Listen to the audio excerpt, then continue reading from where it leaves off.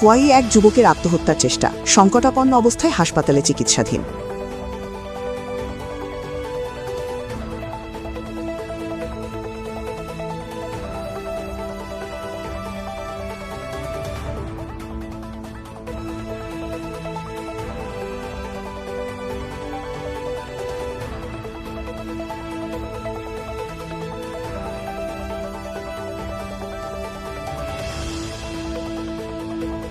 খোয়াই থানা এলাকার অন্তর্গত পূর্ব গণকি গ্রামে এক চাঞ্চল্যকর আত্মহত্যার চেষ্টার ঘটনা ঘটেছে। আহত ব্যক্তির নাম দয়াল দে বলে শনাক্ত করা হয়েছে।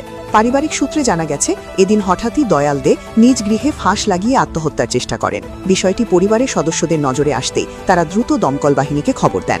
সংবাদের গুরুত্ব বুঝে খোয়াই দমকল কর্মীরা দ্রুত ঘটনাস্থলে ছুটে যান এবং তাকে উদ্ধার করে দ্রুত খোয়াই জেলা হাসপাতালে নিয়ে আসেন।